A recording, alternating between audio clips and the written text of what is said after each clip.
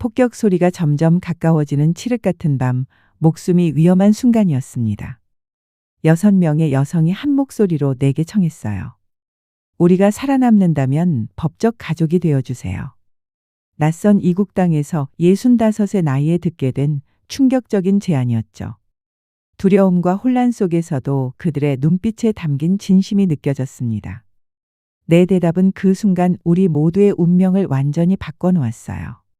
그 누구도 예상하지 못했던 결말로 이어질 줄은 몰랐지만요. 그럼 지금부터 전쟁의 공포 속에서 예상치 못한 선택을 하게 된 한 노인의 이야기를 시작하겠습니다. 창문 너머로 들어오는 햇살이 내 얼굴을 비추었어요. 오늘도 서울의 아침은 분주했습니다. 언제나처럼 커피 한 잔을 마시며 창밖을 바라봤죠. 그런데 이상하게도 오늘은 모든 것이 낯설게 느껴졌어요. 내 집, 내 거실, 내 손에 쥐어진 머그컵까지. 모든 것이 내 것이지만 동시에 낯선 물건처럼 느껴졌습니다. 내 이름은 박준호, 올해로 65살이 되었어요. 평생을 무역회사에서 일하며 성실하게 살아왔습니다. 아내와 함께 2아이를 키우고 이제는 그들도 각자의 삶을 살고 있죠. 모든 것이 순조로웠던 삶이었습니다.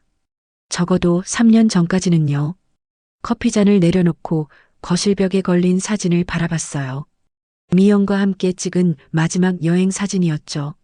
제주도에서 찍은 그 사진에서 미영은 환하게 웃고 있었어요. 아무도 그 웃음 뒤에 숨겨진 아픔을 알지 못했습니다. 나조차도요. 오늘도 좋은 하루 보내고 있니? 허공에 대고 중얼거리는 나의 목소리가 텅 빈 거실에 메아리쳤어요. 대답은 없었습니다. 언제나처럼요. 미영이 갑자기 쓰러진 그날 병원에서 의사가 내게 전한 소식은 청천벽력과도 같았어요. 말기암이었죠. 그동안 미영은 자신의 통증을 숨기고 있었던 겁니다. 내게 걱정을 끼치기 싫어서요. 그녀의 마음을 생각하면 지금도 가슴이 찢어질 것 같았어요. 왜 말해주지 않았어? 눈물이 다시 흘러내렸습니다.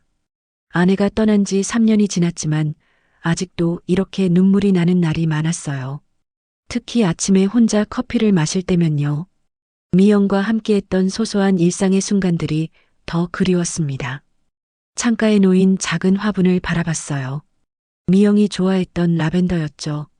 그녀가 떠난 후에도 정성껏 가꾸고 있었습니다. 미영의 흔적을 조금이라도 간직하고 싶어서요. 하지만 이런 작은 위안조차 점점 공허하게 느껴졌어요. 서재로 걸어가 책장에 꽂힌 여행 책자들을 쓰다듬었습니다. 젊은 시절부터 품어왔던 꿈이 있었어요. 고대 페르시아 문명에 대한 관심과 이란 여행이었죠. 대학에서 역사를 전공했던 나는 페르시아 문명에 매료되었지만 현실의 삶은 나를 무역회사 직원으로 이끌었어요.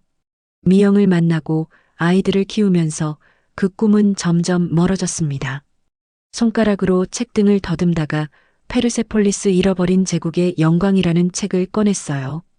미영이 내 생일에 선물해준 책이었죠. 그녀는 내 꿈을 알고 있었습니다. 책을 펼치자 메모지가 나왔어요. 당신의 꿈을 응원해요. 언젠가 함께 가봐요. 미영의 글씨체였습니다. 손이 떨렸어요. 가슴이 아팠죠. 우리는 함께 가지 못했어요. 그리고 이제 영원히 함께 갈 수 없게 되었습니다. 소파에 앉아 깊은 숨을 내쉬었어요. 아이들은 각자의 삶을 살고 있었습니다. 큰 아들 태연은 미국에서 박사과정 중이었고 딸 소연은 결혼해서 부산에 살고 있었죠. 가끔 전화가 오기는 했지만 서로 바쁜 일상에 매몰되어 있었어요. 그들에게 내 외로움을 말하고 싶지 않았습니다. 부담을 주기 싫었어요. 탁자 위에 놓인 정년퇴임 기념시계를 바라봤습니다. 1년 전 회사를 떠날 때 받은 선물이었죠. 35년 동안 한 회사에서 성실하게 일했다는 증표였어요. 하지만 이제 그 시계는 시간만 알려줄 뿐 내 하루를 채워주지 못했습니다. 갑자기 마음속에서 결심이 샘솟았어요. 더 이상 미루지 않기로 했습니다. 평생 꿈꿔왔던 그 여행, 이란으로 떠나기로 했어요. 미영이 곁에 없어도, 아이들이 멀리 있어도 내 인생의 마지막 장을 의미 있게 채우고 싶었습니다. 컴퓨터를 켜고 항공권 사이트를 열었어요. 손가락이 키보드 위에서 망설였습니다. 이런 결정이 옳은 걸까? 65의 나이에 혼자서 낯선 나라로 떠난다는 것이 무모한 일일까? 그래도 가슴속에서 용기가 솟아올랐어요. 지금 아니면 언제? 항공권을 예매했습니다. 한 달 후 테헤란행 비행기표였어요. 가슴이 두근거렸습니다. 오랜만에 느껴보는 설렘이었죠. 여행 준비를 시작했어요. 필요한 것들을 리스트로 작성하고 여행 가이드북을 다시 읽었죠. 이란에 대한 정보를 찾아보며 설레는 마음을 감출 수 없었습니다. 그러나 여행 소식을 들은 주변 사람들의 반응은 예상대로였어요. 그 나이에 혼자서 이란이라니 미쳤어요? 위험한 곳인데 다른 나라로 가시지 그래요?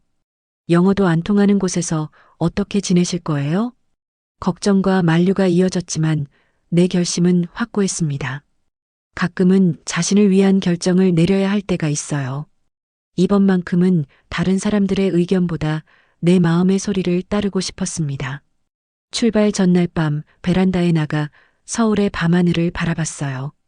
수많은 불빛이 반짝이는 도시, 내가 평생을 살아온 곳이었습니다. 이곳을 떠나 낯선 나라로 향한다는 것이 믿기지 않았어요. 그러나 동시에 새로운 시작에 대한 기대감으로 가슴이 벅차올랐습니다. 미영아, 나 드디어 가볼 거야. 내가 없어서 많이 슬프지만 우리의 꿈을 이루고 올게. 눈을 감고 깊은 숨을 내쉬었어요. 내일이면 새로운 여정이 시작됩니다. 인천국제공항은 분주했어요. 수많은 사람들이 각자의 목적지를 향해 바쁘게 움직이고 있었습니다. 나도 그들 중 하나가 되어 테헤란행 비행기에 탑승했죠. 창가에 앉아 이륙하는 비행기를 바라보며 묘한 감정이 밀려왔어요. 설렘과 두려움, 그리고 슬픔이 뒤섞인 감정이었습니다. 이제 정말 떠나는구나. 구름 위로 올라간 비행기에서 창밖을 내다봤어요. 내 인생의 새로운 장이 시작되고 있었습니다. 미영은 더 이상 내 곁에 없지만 그녀의 사랑과 응원은 여전히 내 마음속에 살아있었어요. 12시간의 긴 비행 끝에 테헤란 이맘 호메인이 국제공항에 도착했습니다. 낯선 언어가 귓가에 맴돌았어요. 아랍어와 페르시아어가 뒤섞여 들려왔죠. 공항을 빠져나와 테헤란의 첫 공기를 마셨습니다. 건조하고 따뜻한 공기가 내 얼굴을 감쌌어요. 택시를 타고 예약해둔 호텔로 향했습니다. 창밖으로 보이는 테헤란의 풍경이 낯설면서도 묘하게 친숙하게 느껴졌어요. 수년간 책으로만 보던 풍경이 실제로 내 눈앞에 펼쳐져 있었습니다. 가슴이 벅차올랐어요. 드디어 왔구나. 목이 메었습니다. 미영과 함께였다면 얼마나 좋았을까 하는 생각이 들었지만 이내 마음을 다잡았어요. 이제 새로운 시작이었습니다. 내 인생의 새로운 장을 써나갈 시간이었어요. 호텔에 도착해 짐을 풀고 창가에 섰습니다. 테헤란의 밤하늘이 창문 너머로 펼쳐져 있었어요.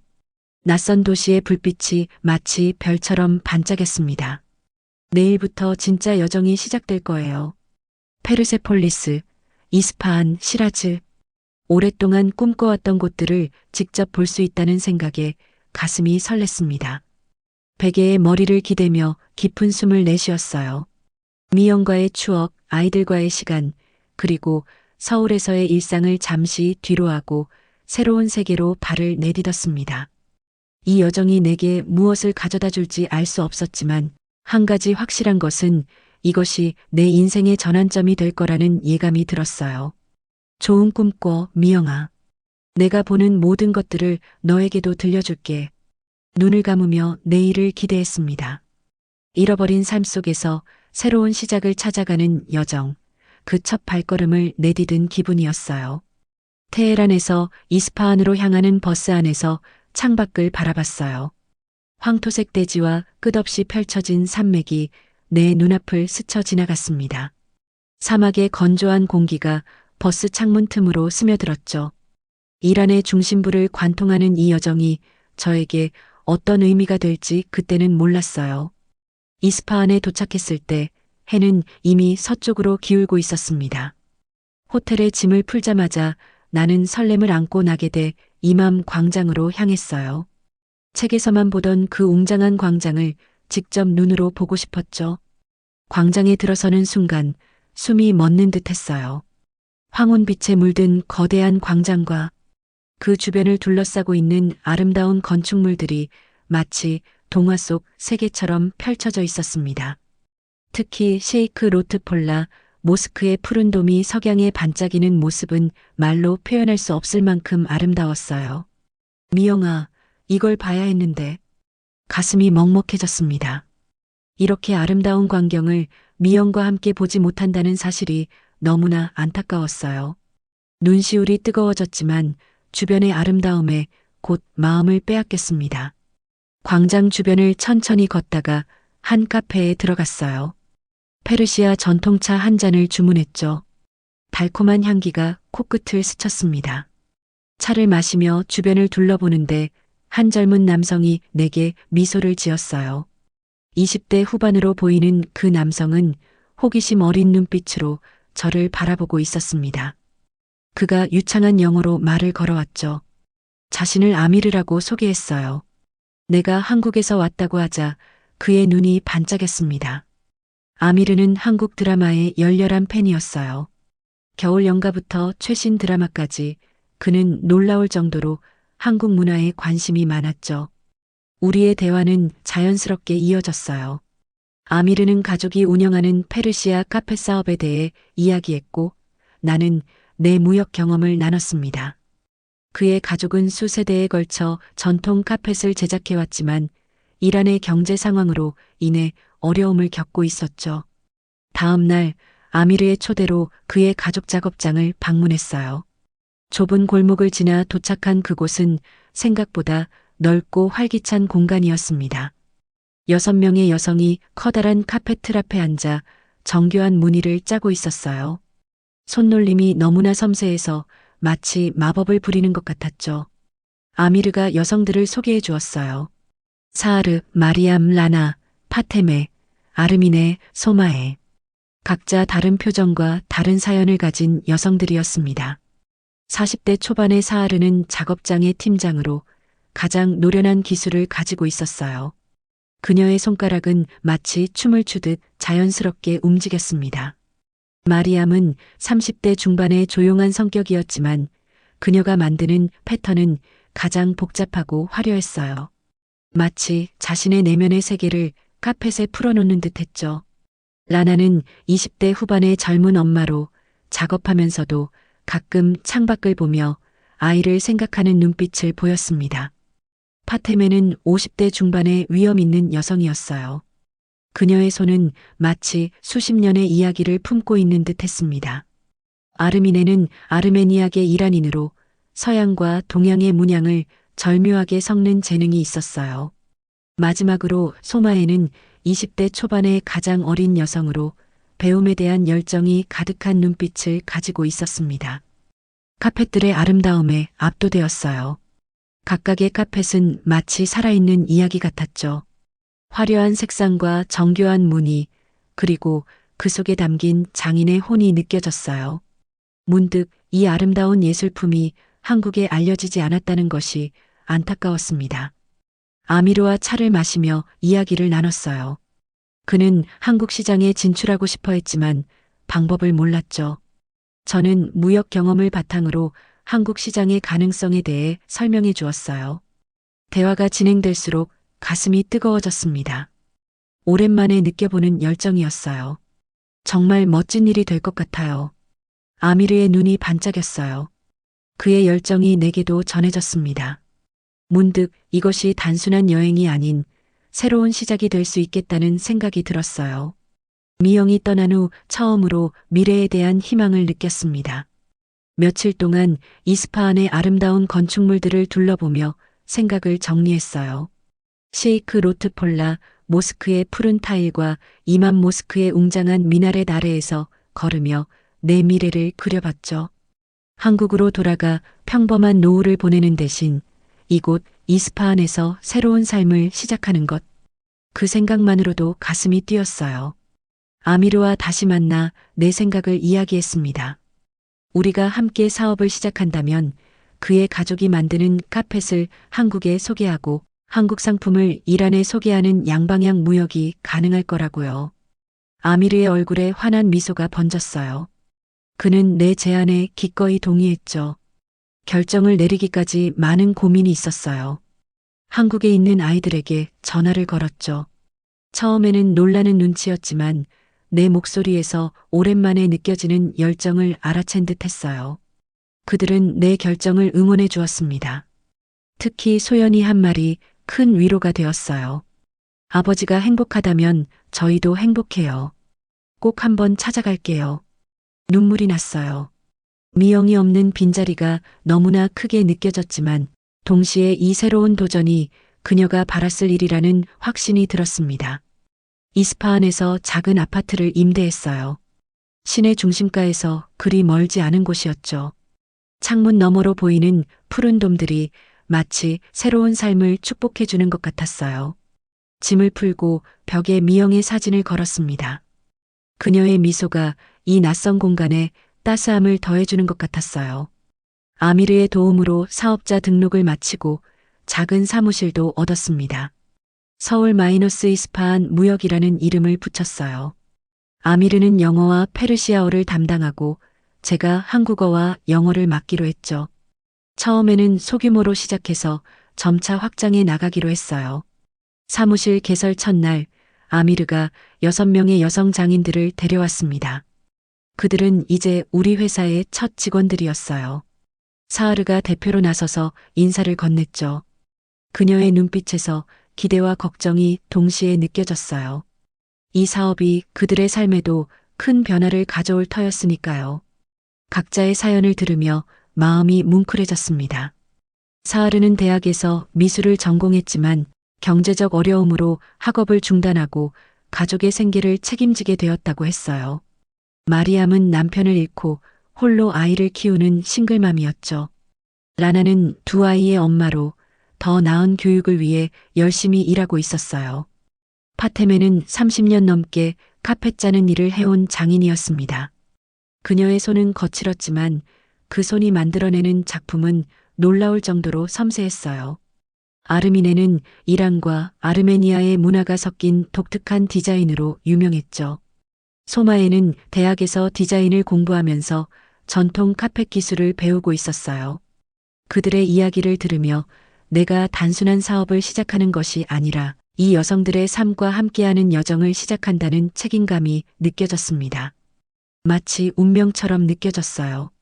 65세의 나이에 낯선 나라에서 새로운 삶을 시작한다는 것이 두렵기도 했지만 이 여성들과 아미르의 얼굴을 보니 용기가 솟아났습니다. 첫날 일을 마치고 집으로 돌아왔을 때 가슴이 벅차올랐어요. 창밖으로 보이는 이스파한의 밤하늘에는 수많은 별이 빛나고 있었죠. 미영의 사진을 바라보며 속삭였습니다. 미영아, 나 드디어 새로운 시작을 했어. 너무 두렵지만 동시에 너무 설레. 내가 있었다면 얼마나 좋았을까. 눈물이 흘렀지만 이번에는 슬픔만이 아닌 희망이 섞인 눈물이었어요. 내일부터 시작될 새로운 날들에 대한 기대감으로 가슴이 뛰었습니다. 이스파한의 인연이 내 인생에 어떤 변화를 가져올지 그때는 아직 알지 못했어요. 이스파한에서의 삶이 익숙해진 지 6개월이 지났어요. 아침마다 사무실로 향하는 길에 만나는 이웃들의 얼굴도 이제는 낯설지 않았습니다. 거리의 빵 냄새, 차 향기, 그리고 시장의 활기찬 목소리들이 이제는 제 일상의 일부가 되었죠. 서울 마이너스 이스파한 무역회사도 점차 자리를 잡아가고 있었어요. 그날도 평소와 다름없이 사무실에 도착했습니다. 아미르는 이미 와서 컴퓨터 앞에 앉아 한국 바이어들과 이메일을 주고받고 있었어요. 그의 얼굴에 환한 미소가 번졌죠. 첫 수출이 성공적으로 이루어졌다는 소식이었습니다. 좋은 아침이네요. 사무실 뒤편 작업실에서는 6명의 여성들이 이미 카펫을 짜기 시작했어요.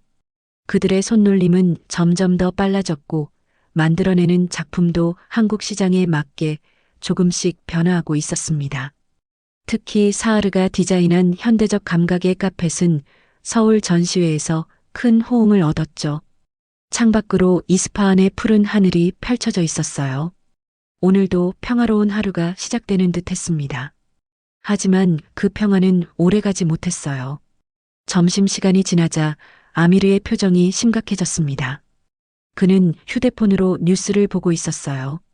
이스라엘과 이란 사이의 갈등이 심화되었다는 소식이었죠. 며칠 전부터 긴장이 고조되고 있었지만 이제는 실제 무력 충돌의 위험이 커졌다고 합니다. 가슴이 무거워졌어요.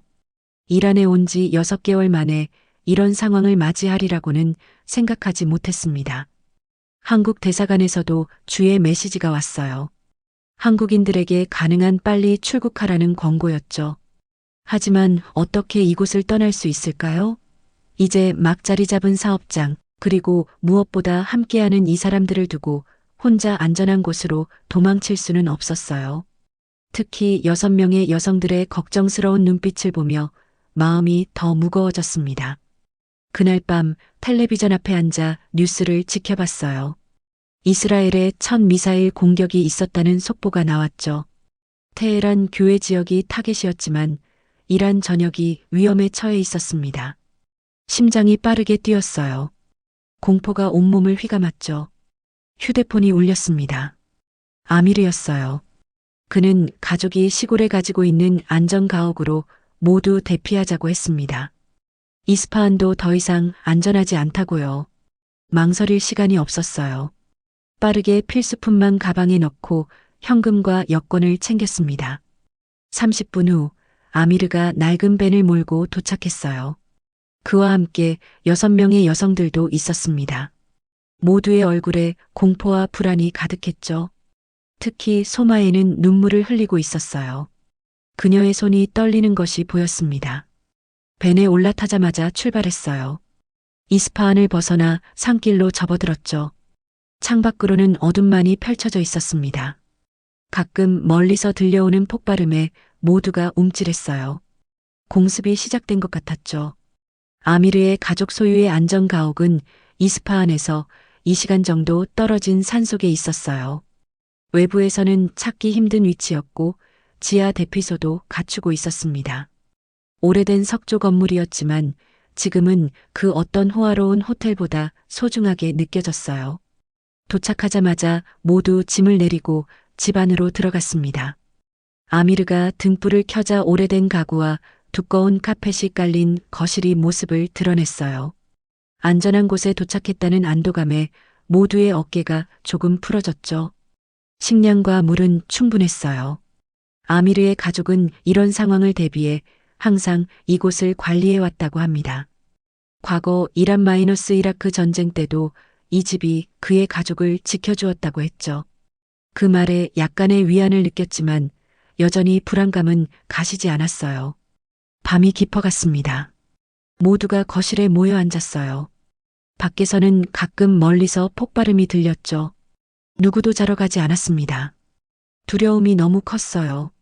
사하르가 조용히 기도를 읊조렸고 마리암은 아이들 걱정에 눈물을 흘렸습니다. 다행히 그녀의 아이들은 친정 어머니와 함께 더 안전한 지역에 있었어요. 라나의 손이 떨리고 있었죠. 파테메는 그녀의 어깨를 감싸 안았어요. 아르미네는 창가에 서서 밖을 지켜보고 있었고 소마에는 무릎을 끌어안고 웅크리고 있었습니다. 모두가 공포에 휩싸여 있었어요. 이런 상황에서 내가 무엇을 할 수 있을까 고민했습니다. 나도 두렵고 불안했지만 이 여성들에게 의지가 되어야 한다는 책임감이 들었어요. 미영이라면 어떻게 했을까? 그녀의 따뜻한 마음을 떠올리며 용기를 내봤습니다. 차를 끓여 모두에게 나눠주었어요. 따뜻한 차가 긴장된 분위기를 조금은 풀어주는 듯 했습니다. 밤이 깊어갈수록 폭발음은 더 가까이서 들려왔어요. 모두의 얼굴이 창백해졌죠. 갑자기 굉음과 함께 집이 흔들렸습니다. 너무 가까운 곳에 폭탄이 떨어진 것 같았어요. 소마에가 비명을 질렀고 모두가 놀라 서로를 부둥켜 안았습니다. 아미르가 재빨리 지하 대피소로 내려가자고 했어요. 좁은 계단을 따라 지하로 내려갔습니다. 축축하고 차가운 공간이었지만 적어도 폭격으로부터는 안전했어요. 아미르가 랜턴을 켰고 희미한 빛이 우리의 긴장된 얼굴을 비췄습니다. 시간이 얼마나 흘렀는지 모르겠어요. 모두가 서로 가까이 앉아 온기를 나눴습니다. 평소에는 서로 거리를 두던 사람들이 이런 극한 상황에서는 하나가 되었어요. 인간의 본능인지 서로의 온기와 존재가 큰 위안이 되었습니다. 사하르가 먼저 입을 열었어요. 그녀는 지난 몇 달간 함께 일하면서 내가 그들에게 얼마나 큰 변화를 가져다 주었는지 이야기했습니다. 안정된 수입, 미래에 대한 희망, 그리고 존중받는 느낌. 이 모든 것이 그들에게는 처음 경험하는 것이었다고요. 마리암도 고개를 끄덕이며 눈물을 흘렸어요. 그녀의 아이들이 이제 더 나은 교육을 받을 수 있게 되었다고 했죠. 라나는 처음으로 자신만의 저축을 할 수 있게 되었다고 했어요. 아르미네는 자신의 디자인이 인정받는 기쁨을 말했고, 소마에는 미래에 대한 꿈을 꿀 수 있게 되었다고 했습니다. 그들의 말 한마디 한마디가 내 가슴을 울렸어요. 미영이 떠난 후 공허했던 내 마음을 이 여성들이 조금씩 채워주고 있었다는 사실을 깨달았습니다. 그들도 나에게 의미 있는 존재가 되어 있었어요. 밤이 깊어갈수록 폭격 소리는 더 가까워졌습니다. 지하 공간이 흔들릴 때마다 여성들은 서로를 더 꽉 끌어안았어요. 공포 속에서 파테메가 갑자기 말했습니다. 만약 이번 전쟁에서 살아남지 못한다면 그들의 가장 큰 후회는 가족을 이루지 못했다는 것이라고요. 그 말에 모두가 조용해졌어요. 사하르가 눈물을 흘리며 말했습니다. 이란에서 여성으로 살아가는 것이 얼마나 힘든지, 특히 미혼이나 과부로 살아가는 것이 얼마나 외롭고 어려운지를요. 사회적 편견과 경제적 어려움 속에서 그들은 항상 가족을 그리워했지만 그런 기회가 없었다고 했어요. 마리암이 용기를 내어 말했습니다. 내가 그들에게 단순한 고용주가 아닌 가족과 같은 존재가 되었다고요. 그녀의 말에 다른 여성들도 고개를 끄덕였어요. 그들의 눈빛에서 진심이 느껴졌습니다. 그리고 사하르가 예상치 못한 제안을 했어요. 만약 우리가 이 전쟁에서 살아남는다면 법적으로 가족이 되자고요. 이란의 관습에 따라 한 남성이 여러 여성과 가족을 이룰 수 있다는 것이었죠. 물론 종교적, 법적 절차가 필요하지만 가능한 일이라고 했어요. 순간 머리가 하얘졌습니다. 이런 제안은 상상조차 해본 적이 없었어요. 미영과의 기억, 아이들에 대한 생각, 그리고 한국에서의 내 정체성까지 모든 것이 머릿속을 스쳐 지나갔습니다. 하지만 동시에 이 여성들의 간절한 눈빛과 진심 어린 마음이 느껴졌어요. 그들에게 나는 단순한 고용주가 아니었습니다. 어쩌면 이것이 운명일지도 모른다는 생각이 들었어요. 미영이 떠난 후 공허했던 내 삶에 새로운 의미를 찾게 해준 이 여성들과 함께하는 미래. 폭격 소리가 더 가까워졌어요.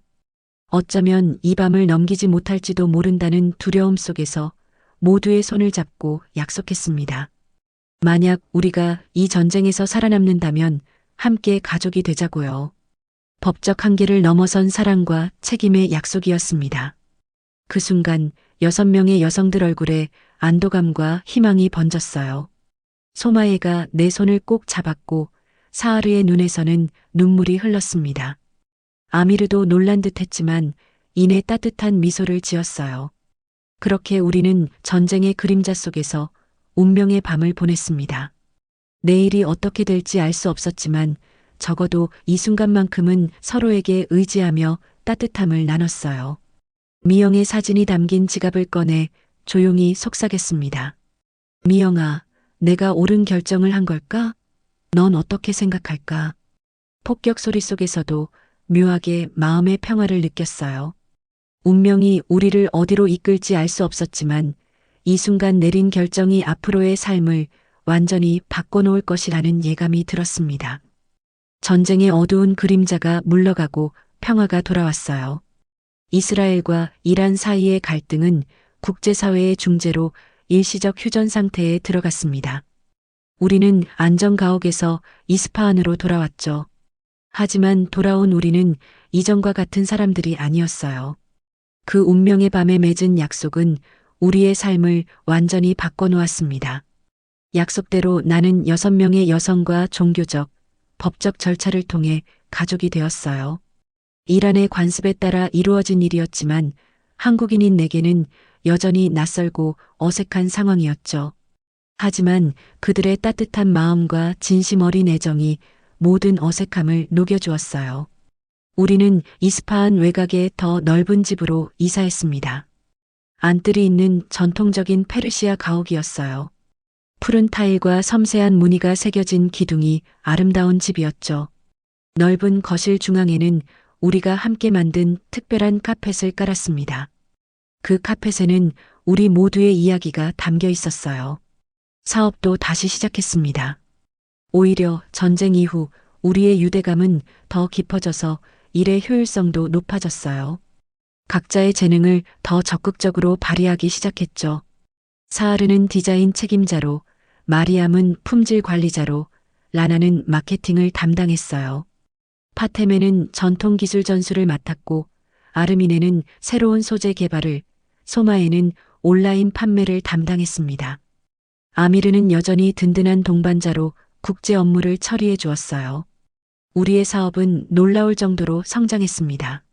서울 마이너스 이스파한 무역이라는 이름은 이제 한국에서도 알려지기 시작했어요. 특히 우리가 만드는 현대적 감각의 페르시아 카펫은 서울의 인테리어 매장에서 인기 상품이 되었죠. 한국에서 온 관광객들이 우리 작업실을 방문하기도 했어요. 그렇게 평화로운 일상이 이어지던 어느 날 사하르가 몸이 좋지 않다며 병원에 가겠다고 했어요. 걱정되는 마음에 함께 동행했죠. 의사의 진단은 우리 모두를 놀라게 했습니다. 사하르가 임신한 것이었어요. 가슴이 뛰었습니다. 아버지가 된다는 사실이 실감나지 않았어요. 미영과의 사이에서 태연이와 소연이를 낳았을 때의 그 설렘이 다시 찾아왔죠. 하지만 이번에는 더 깊은 감정이 함께했어요. 제 나이 65에 다시 아버지가 된다는 것, 그것도 이국 땅에서 기쁨과 두려움이 교차했습니다. 사하르의 눈에서는 행복의 눈물이 흘러내렸어요. 그녀에게 임신은 포기했던 꿈이었죠. 40대 초반의 나이에 찾아온 새 생명은 그녀에게 기적과도 같았습니다. 집으로 돌아와 다른 이들에게 소식을 전했을 때 모두의 얼굴에 환한 미소가 번졌어요. 그런데 놀라운 일이 일어났습니다. 사하르의 임신 소식이 알려진 지 2주 후 마리암도 병원에서 임신 확인을 받았어요. 그리고 그 다음 주에는 라나까지. 한 달 안에 6명 모두가 임신 사실을 확인했습니다. 마치 미리 계획한 것처럼요. 하지만 그것은 계획이 아닌 우연이었어요. 아니, 어쩌면 운명이었을지도 모릅니다. 우리 집은 갑자기 축제 분위기로 가득 찼어요. 6개의 새 생명이 우리에게 찾아온다는 기쁨에 모두가 들떠 있었죠. 각자의 방에 아기 침대를 준비하고 아기 옷을 사기 시작했어요. 특히 소마에는 매일 밤 아기 옷을 손수 떠서 만들었습니다. 그녀의 손끝에서 탄생한 작은 옷들은 마치 예술 작품 같았어요. 하지만 기쁨 속에서도 걱정이 없지 않았습니다. 이란과 한국 두 문화 사이에서 아이들을 어떻게 키울 것인지, 경제적으로 6아이를 감당할 수 있을지, 무엇보다 내 나이에 아이들을 제대로 돌볼 수 있을지, 밤마다 이런 고민으로 잠을 설쳤어요. 태연이와 소연이에게도 소식을 전했습니다. 처음에는 놀라고 당황하는 기색이 역력했지만 곧 이해하고 축하해 주었어요. 특히 소연이는 자신이 곧 6명의 동생을 갖게 된다며 웃었죠. 그들의 이해와 지지가 큰 힘이 되었습니다. 임신 기간 동안 우리의 일상은 더욱 특별해졌어요. 아침마다 6명의 임산부를 위한 영양식을 준비했죠. 전통 페르시아 요리와 한국 음식을 번갈아 만들었어요. 김치찌개 냄새와 페르시안 허브의 향기가 집안에 가득했습니다. 두 문화의 조화로운 만남이 우리 가정의 일상이 되었죠. 사하르의 뱃속 아기가 가장 먼저 움직이기 시작했어요. 그녀가 내 손을 자신의 배 위에 올려놓았을 때 작은 생명의 꿈틀거림을 느꼈습니다. 눈물이 왈칵 쏟아졌어요. 미영과 함께했던 그 순간들이 떠올랐죠.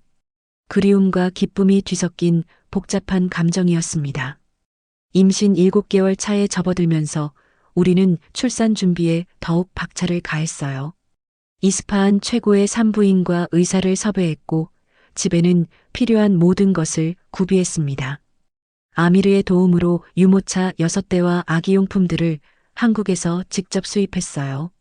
아기들이 두 문화를 모두 경험할 수 있도록 한국 전래 동화책과 페르시아 이야기책도 준비했죠.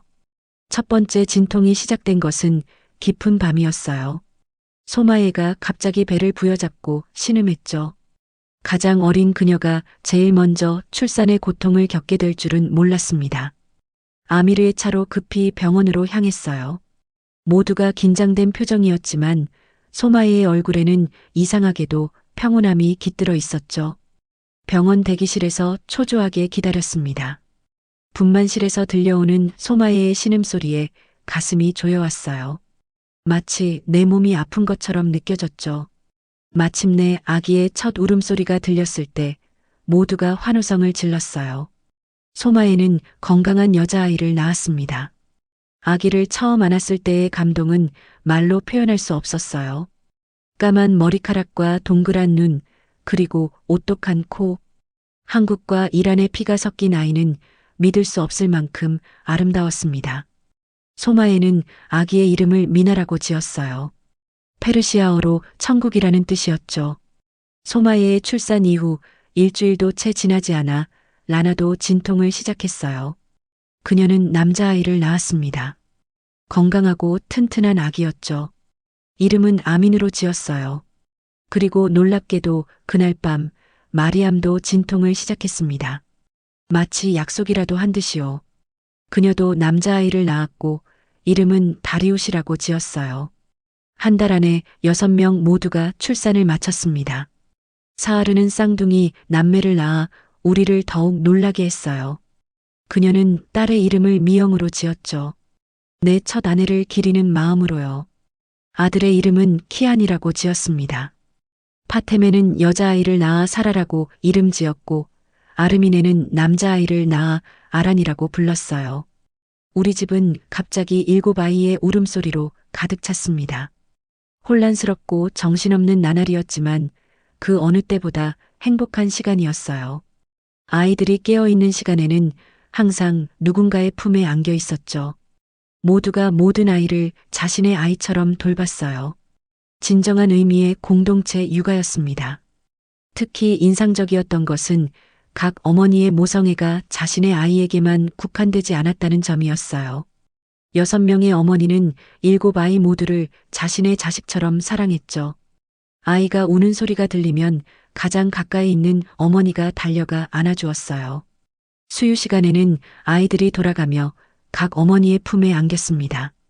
아이들이 태어난 지 100일이 되던 날 특별한 잔치를 열었어요. 한국의 100일 잔치와 이란의 전통 의식을 접목한 행사였죠. 아이들은 모두 한복과 비슷한 형태의 페르시아 전통 의상을 입었어요. 아미르의 가족과 이웃들이 모두 모여 축하해 주었습니다. 밤에 홀로 마당에 나와 별을 바라보며 생각에 잠겼어요. 내 인생이 이렇게 흘러갈 줄은 상상도 못했습니다. 65의 나이에 이국 땅에서 7아이의 아버지가 되다니. 미영이 이 광경을 본다면 무슨 생각을 할까요? 웃을까요? 화낼까요?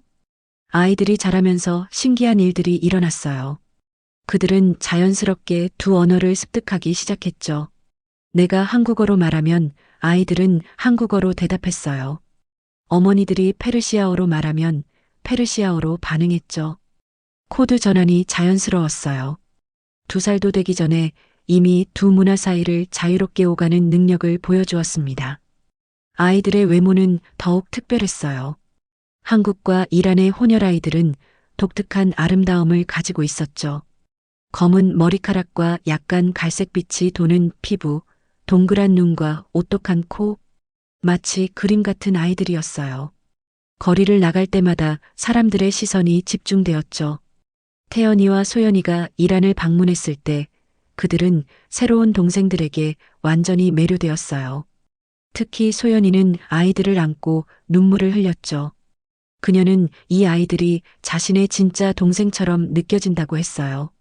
태연이도 아이들과 즐겁게 놀아주며 형의 역할을 다했습니다. 아이들이 태어난 지 1년이 지나자 우리 사업은 더욱 번창했어요. 이제는 서울 마이너스 이스파한 가족무역으로 이름을 바꾸었죠. 우리의 이야기가 알려지면서 한국과 이란 양국에서 관심을 받기 시작했어요. 두 나라의 문화적 가교 역할을 하게 된 것이죠. 밤에 7 아이들이 잠든 모습을 바라보며 가슴이 벅차올랐어요. 미영이 떠난 후 공허했던 내 가슴은 이제 넘치는 사랑으로 가득 찼습니다. 새로운 가족, 새로운 시작, 그리고 7개의 작은 생명. 이것이 운명이 내게 준 선물이었어요. 미영아, 내가 행복해도 괜찮을까? 묻는 내 목소리에 대답은 없었지만 마음속 깊은 곳에서 미영의 미소를 느낄 수 있었어요. 그녀라면 분명 축복해 주었을 것입니다. 6개의 빛과 7세 생명의 탄생으로 내 인생의 가을은 그 어느 때보다 찬란하게 빛나고 있었어요. 시간은 화살처럼 빠르게 지나갔어요. 어느덧 아이들이 태어난 지 10년이 흘렀습니다. 이제 저는 69의 나이가 되었죠. 머리카락은 완전히 하얗게 변했고 주름도 깊어졌지만 제 가슴 속에는 그 어느 때보다 따뜻한 불꽃이 타오르고 있었어요. 오늘은 7 아이들의 10번째 생일 파티가 있는 날입니다. 이란 전통에 따라 우리는 한 달 동안 모든 아이의 생일을 함께 축하하죠. 마당에는 화려한 장식이 걸리고 풍성한 음식이 준비되었어요. 한국 떡과 페르시아 과자가 함께 놓인 테이블, 그것이 바로 우리 가족의 모습이었습니다. 아이들은 쑥쑥 자라 이제 각자의 개성이 뚜렷해졌어요. 사하르의 쌍둥이 미영과 키아는 지적 호기심이 가득했죠. 특히 미영은 수학에 탁월한 재능을 보여 이스파한 수학 올림피아드에서 상을 받기도 했어요. 키아는 역사와 문화에 관심이 많아 항상 책을 손에서 놓지 않았습니다. 마리암의 아들 다리우시는 음악적 재능이 뛰어났어요. 페르시아 전통 악기인 타르를 연주하는 솜씨가 어른들을 놀라게 했죠. 라나의 아들 아미는 운동신경이 발달해 축구선수를 꿈꾸고 있었습니다. 파테메의 딸 사라는 그림 실력이 뛰어나 집 벽면을 아름다운 그림으로 채웠어요. 아르미네의 아들 아라는 언어에 재능이 있었습니다. 한국어, 페르시아어는 물론 영어와 아르메니아어까지 4개 언어를 유창하게 구사했어요. 소마예의 딸 미나는 춤과 노래를 좋아해 집안의 작은 무대 위에서 자신만의 공연을 펼치곤 했죠. 아이들의 교육은 처음에 큰 고민이었어요. 이란의 공립학교는 종교적 색채가 강했고 외국인 학교는 비용이 만만치 않았죠. 결국 우리는 집에서 직접 교육하는 방식을 선택했습니다. 사하르와 마리암이 중심이 되어 기본 교과를 가르쳤고 저는 한국어와 한국 문화를 담당했어요. 아미르는 영어를, 파테메는 페르시아 역사를 가르쳤죠. 놀랍게도 이 교육 방식이 주변에 알려지면서 이스파한의 다른 가정들도 관심을 보였어요. 특히 국제 결혼 가정이나 혼합 문화 배경을 가진 가정들이었죠. 우리 집은 자연스럽게 작은 교육센터가 되었습니다. 주 3회, 이웃 아이들도 함께 공부하러 왔어요. 이렇게 시작된 교육 활동은 점차 확대되어 이스파한 마이너스 서울 문화교류센터로 발전했습니다. 처음에는 아이들 교육이 목적이었지만 점차 어른들을 위한 프로그램도 추가했어요. 한국어 강좌, 한국 요리 교실, 한국 문화 특강 등이 인기를 끌었죠. 반대로 한국 사람들을 위한 페르시아 문화 강좌도 온라인으로 진행했어요. 우리 사업도 단순한 카페 무역에서 문화 콘텐츠 교류로 확장되었습니다. 한국의 페르시아 문화를 소개하는 전시회, 이란의 한국 문화를 알리는 행사 등을 기획했어요.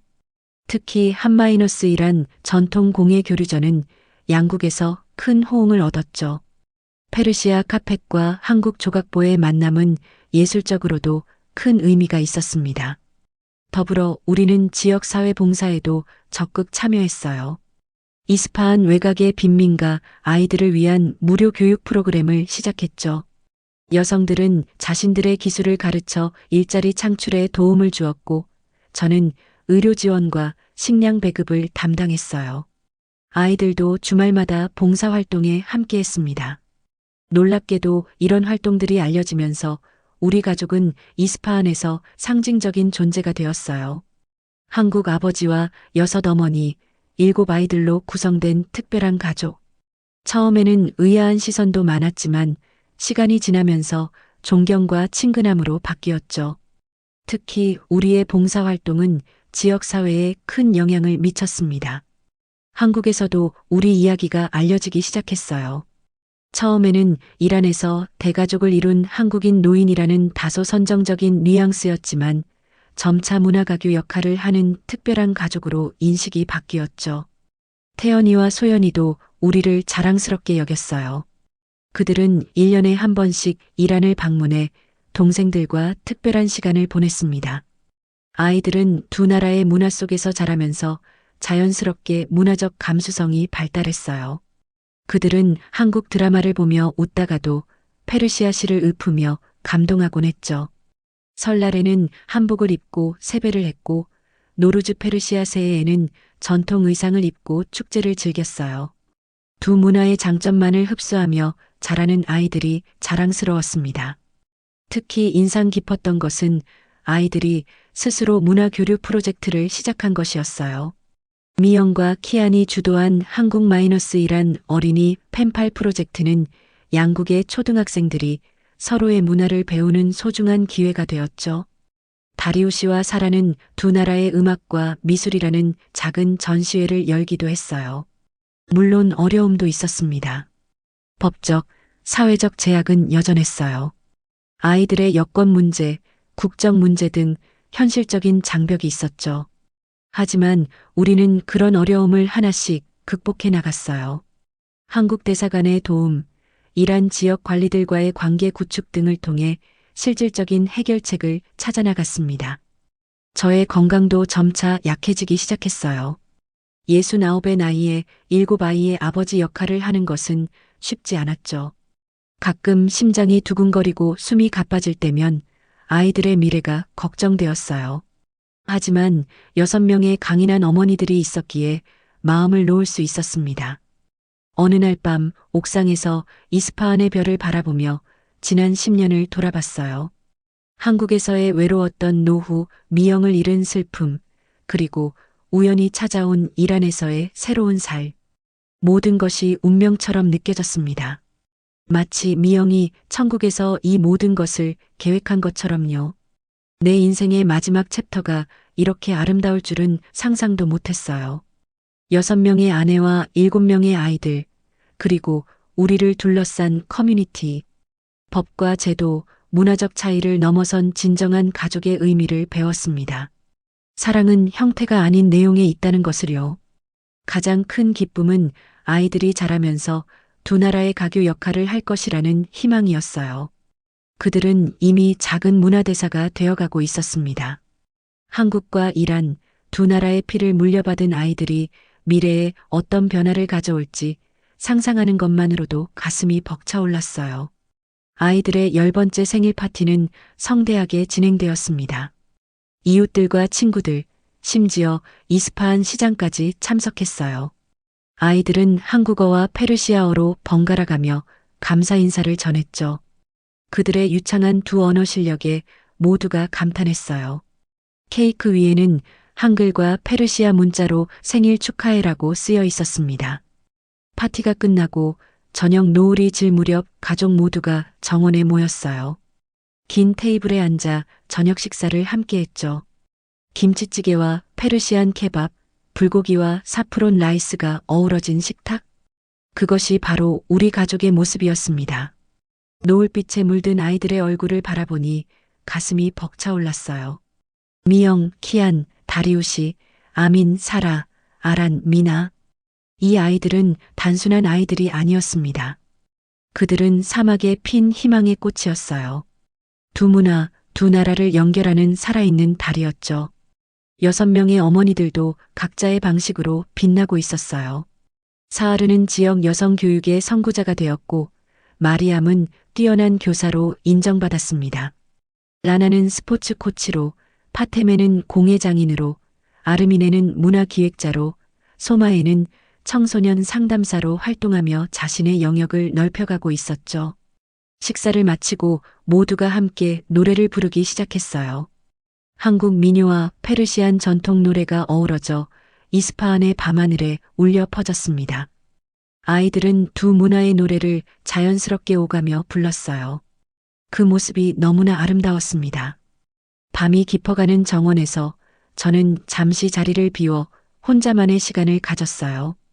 주머니에서 미영의 사진을 꺼내 바라봤습니다. 여전히 그녀가 그리웠어요. 하지만 이제는 그리움과 함께 감사함도 느껴졌죠. 미영이 있었기에 내가 사랑하는 법을 배웠고 그 사랑으로 지금의 가족을 이룰 수 있었으니까요. 미영아, 고마워.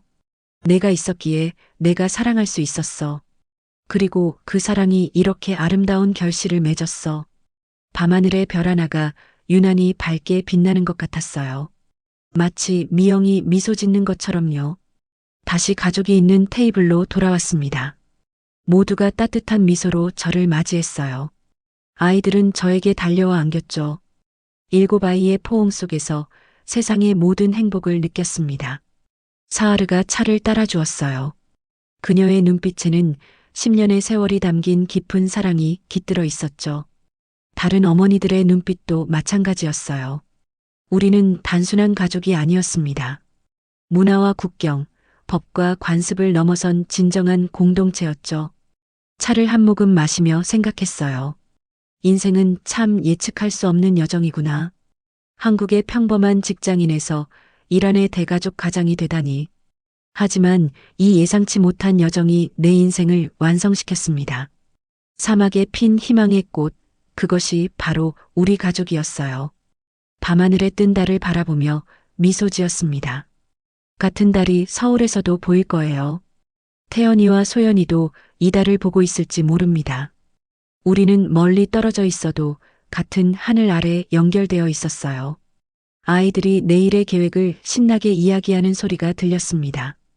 그들의 꿈과 희망이 얼마나 크고 아름다운지. 내 인생의 마지막 장이 이들의 시작을 지켜보는 것이라면 그것으로 충분히 행복했어요. 이스파한의 밤하늘 아래 우리 가족의 이야기는 계속 이어질 것입니다. 문화의 경계를 넘어 사랑으로 맺어진 우리 가족의 이야기. 사막에 핀 희망의 꽃처럼 척박한 환경에서도 아름답게 피어난 우리의 사랑 이야기를요.